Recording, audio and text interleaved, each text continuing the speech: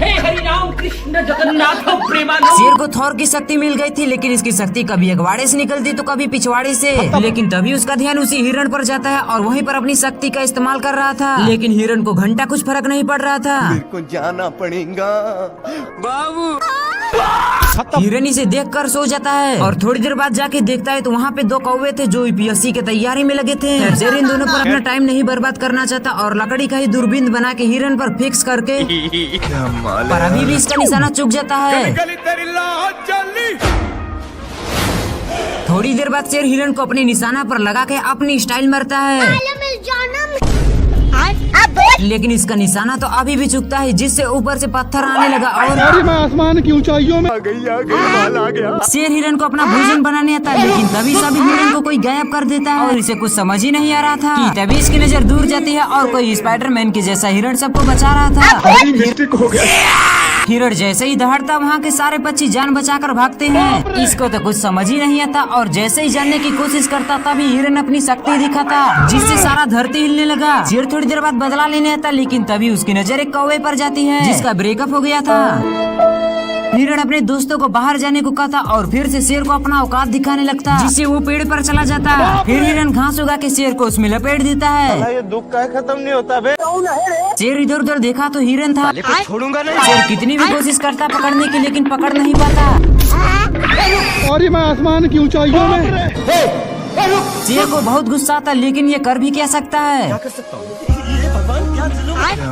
शेर एक पेड़ के डंठल पर बैठता है, जिसके नीचे से हिरण छलांग लगा रहा था, लेकिन तभी ये उसे पकड़ लेता है। लेकिन तभी हिरण उसे एक रस्सी में फंसाकर छोड़ देता है, लेकिन ये शेर तो अभी भी नहीं सुधरता है और लोमड़ी चोरी से आकर एक पूछड़ पीता, जिससे उसके अंदर हल्क की पावर आ जाती है और वो सांड तक को भी मार गिराता है। शेर उससे डर के एक पेड़ पर चढ़ता है, लेकिन लोमड़ी उस पेड़ को तो जड़ से ही उखाड़ देता है। लेकिन तभी वो शेर भी उस पोषण को चुपके से पी लेता है और उस लोमड़ी की पावर खत्म हो जाती है। फिर शेर भारी मिस्टेक हो गया सर। उससे खूब देता है और ले जाकर एक खाई में लटका देता है, लेकिन तभी उसकी पावर खत्म हो जाती है और वो भी उसके साथ ही खाई में गिर जाता है। फिर दोनों उस पोषण को पीते हैं और आपस में ही लड़ने लगते हैं। तभी शेर सांड से पंगा लेता है और उसे फुटबॉल के जैसे मारता है। छोड़ूंगा नहीं। तभी सांड भी जाकर उस पोषण को पीकर आता है और उन दोनों की पावर खत्म हो जाती है और सांड बोलता है छोड़ूंगा नहीं। शेर उठकर देखा तो हिरण था। फिर शेर भी उसे लेग पीस बनाने के लिए धीरे धीरे उसके पीछे आता, लेकिन तभी वो एक फूल को सूंघ लेता, जिससे उसे इतनी जोर से छींक आती है कि वो दूर जाकर गिरता है। शेर को एक खुरापाती आइडिया था और वो उस फूल को सूंघकर हिरण को पकड़ने का शॉर्टकट आजमाता, लेकिन वो तो हिरण के ऊपर ही बैठ जाता है और हिरण भी सनकल था। उसे ले जाकर फूलों के खेत में छोड़ देता है।